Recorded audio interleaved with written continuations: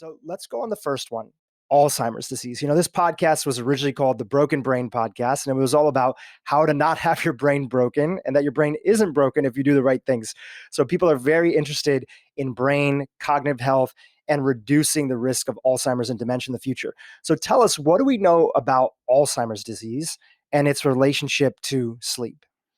Yeah, so if you're not sleeping properly or adequately, you have an increased risk for dementia and for Alzheimer's disease. Sleep problems precede a formal diagnosis of Alzheimer's for many people by many years.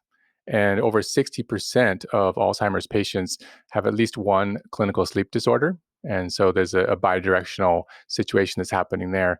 And additionally, if you're getting decreased sleep, you have a decreased ability to clear beta amyloid in the brain via the glymphatic system, which is like the brain's lymph system. And the glymphatic system basically opens up, and that drainage, that detox, that movement of toxins out of the brain is much more active at night if you're sleeping. Yeah, people have heard about it before on this podcast, but your brain has its own detoxification system, which is active at night much more than during the day. And so if you're skipping out on sleep, you're not getting that flushing of those toxins from your brain. It's like the example that I've heard functional medicine doctors like yourself say is that at night is kind of when the city's asleep and all the trash collectors go around. That's so right. And they're picking up all the trash that's out there. Yep. The streets are quiet. Not a lot of traffic. And yeah, exactly. I like that analogy. And your brain can do its job. But if you're not sleeping well, and if you're not getting deep sleep, then your brain's detoxification system, which you mentioned is called the glymphatic system, can't do its thing. Exactly. Yeah. And it goes the other way too. So beta amyloid can accumulate in the medial prefrontal cortex region. And just as a reminder for people, because sometimes new people are listening to the podcast, what is beta amyloid? Why is it so important when it comes to cognitive decline? So beta amyloid is one of the key proteins that can accumulate in brain cells and cause damage. And we don't totally know, is the accumulation of the beta amyloid, is that deposition itself the primary factor, or is there some other process that's going on that's causing that deposition? But we do know that this is one of the key findings with folks with Alzheimer's. And again, we do see that accumulating in the medial prefrontal cortex, which is a very important part of the brain that initiates deep non-REM sleep. And so then you get this sort of worsening cycle as you head down this pathway. You further exacerbate or lose that ability to get that deep sleep, which is so healing and so cleansing. Yeah, is it fair to say like the beta amyloid is like the rusting of our brain, sort of? I would agree with that. Yeah. Right. It's almost like rust on metal, and it's wear and tear. But also, the question that you brought up was in sort of neuroscience and people who are doing research on Alzheimer's. For a long time, they thought, wow, if we develop drugs that get rid of this beta amyloid, then maybe we can reverse Alzheimer's. Right. Maybe we can get to the root of it. Right. But that didn't turn out to be true.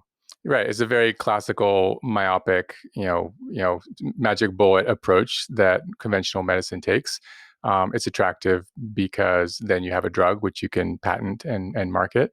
But as our good friend and colleague Dale Bredesen, who I know you've had on your show, as he says, it's not if you think of as the beta amyloid deposition as one hole in a roof where you have a leak now, you can't just plug that one hole. There's probably like 36 different holes that need to be plugged, right?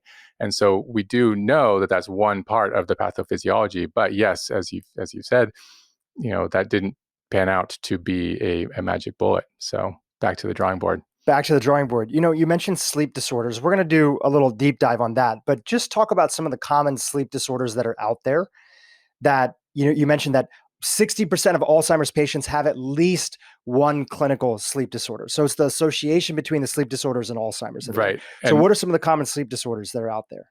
Yeah. So some of the most common sleep disorders that we really think about, and there are many, right? So, there's a variety of different sleep disorders. These are basically conditions that affect your sleep timing, your sleep quality, your duration, the ability of a person to properly function when they're awake.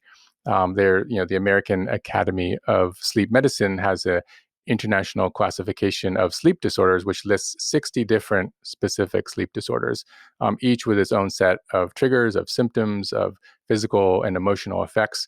And most, can be characterized by a core set of signs, which is trouble falling asleep or remaining asleep, difficulty staying awake during the day because you're so tired, sleep-wake cycle imbalances that interfere with a healthy sleep schedule, or unusual behaviors during sleep.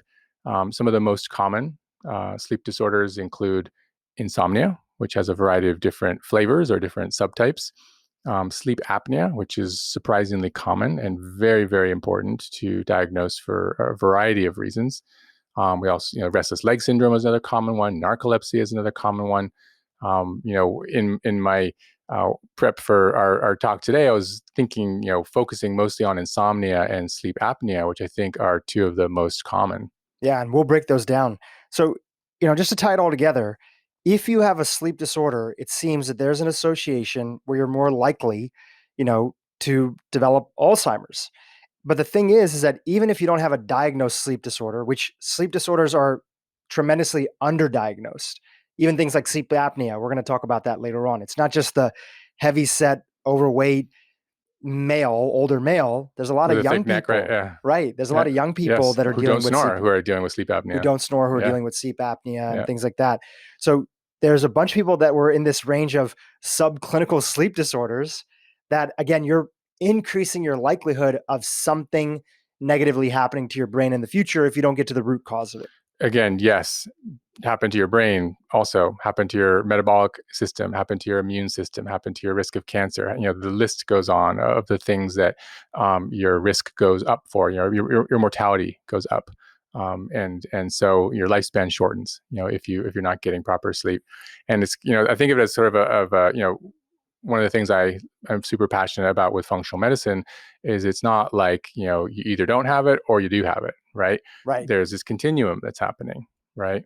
And so with all these conditions, if you back up and look from the 30,000 foot view, if you're not sleeping well and you're not sleeping enough, right, you're pushing your body through many different pathways towards imbalance, towards illness, towards these clinical conditions, of which there is a long list, right? Your inflammation goes up, your immune system surveillance goes down, your brain detox, as we talked, goes down. All these factors that are in play, your hormones become imbalanced, your insulin, leptin, ghrelin for satiety and hunger, and blood sugar balance, they go wacky. And so all these things are pushing. It's not like either yes or no, it's like you're tipping towards that, but you can pull back, right? If you really dial in your sleep and you get the right treatment and diagnosis and lifestyle happening, you can reverse that. You can peel that risk back and really do. And so we started off the podcast, why is this so underappreciated or under recognized? It's because I don't think that people really understand the vast implications and the vast connections of how many things are dialed in with how you're sleeping, right?